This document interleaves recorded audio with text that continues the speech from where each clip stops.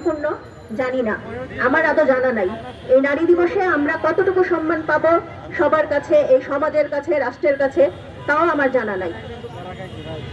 এই যে যাদের ডাকে এই আন্দোলনে আমাদের হাজবেন্ডরা নিহত হয়েছে, তারা এই দুনিয়া থেকে যাওয়ার পরে আমরা প্রতিনিহত, প্রতি পদে প্রতি জায়গায় আমরা হেনস্থা হচ্ছি।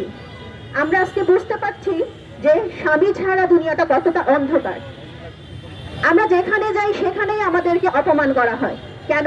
আগে তো করা হয় নাই। একটা মেয়ে বিধবা হলে, মানে সিঙ্গেল মাদার হলেই কি তার কোনো ব্যক্তিত্ব থাকে না, তার কোনো স্বাধীনতা থাকে না, তার কোনো সম্মান থাকে না?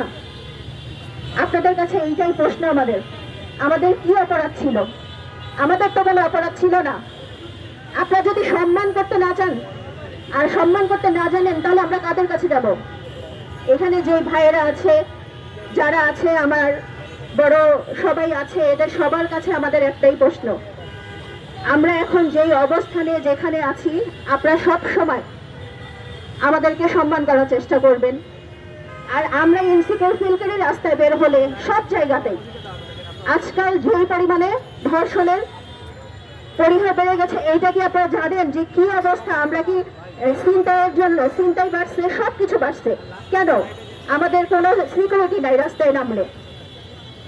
আচ্ছা, আমরাও তো কারো মা বোন, আপনারাও তো কারো মা, কোনো মার গর্ভে থেকেই জন্ম নিয়েছেন, তাহলে আপনারা কেন আমাদেরকে এতটা অসম্মান করেন? আমরা কি এই সম্মান পাওয়ার যোগ্য না?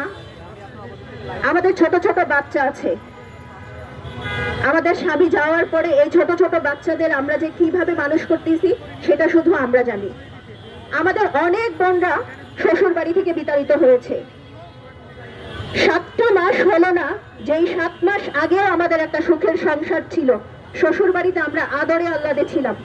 আজ আমরা প্রতিনিহত তাদের কাছে অপমানিত হচ্ছি। ছেলে না যেতে যেতে আমাদের কেন এত অপমান করা হবে? এইটা ঠিক না। নারীদের ন্যায্য অধিকারটা, ন্যায্য সম্মানটা সব জায়গায় দেয়া হোক। আর যেই আন্দোলনের ডাকে সাড়া দিল আমাদের হাজবেন্ডরা, আমরা সব সময় চাইব যে এই ভাইয়াদের আপুদের সহযোগ আমাদের সাথে যেন থাকে, তারা যেন সবসময় আমাদের দিকে দৃষ্টিকোণটা রাখে। এইখানে আপনারা আমাদেরকে আজকে সম্মান জানিয়েছি, আমরা এসেছি, তারপরে আমরা আমাদের জায়গা থেকে আমাদের কিছু আজকে কথা বলে যাব। আপনারা প্লিজ আমাদেরকে এইভাবে একা ছেড়ে দিতে পারেন না। আপনারা কিন্তু একটা বারও কেউ আমাদের বাসায় গিয়ে খোঁজ নেন নাই যে আমাদের বাচ্চাগুলো কিভাবে আছে, আমরা কিভাবে আছি, আমরা আদৌ কিভাবে চলতেছি। এই 7টা মাস ধরে একটা বার আমাদের কেউ খোঁজ নেয় নাই। ঠিক আছে? তো আপনারা আপনাদের সবার জায়গা থেকে, আপনাদের নিজ নিজ জায়গা থেকে কাজগুলো সুন্দরভাবে করবেন, আমাদের পাশে সহযোগিতার হাত বাড়িয়ে দিবেন। অবশ্যই সুন্দর দেশ গড়ার জন্য আমরাও আপনাদের সাথে আছি। যেভাবে সুন্দর দেশ গড়ার জন্য আমাদের হাজবেন্ডরা জীবন দিয়ে গেছে, সুন্দর একটা দেশ আমরা সবাই চাই, সুন্দর একটা রাষ্ট্র আমরা সবাই চাই। সেখানে যদি আমরা নিজেরাই সম্মান না পাই, শহীদ পরিবার হেনস্থা হয়, প্রতিনিহত, তাহলে আপনাদের পাশে আমরা কি করে থাকবো?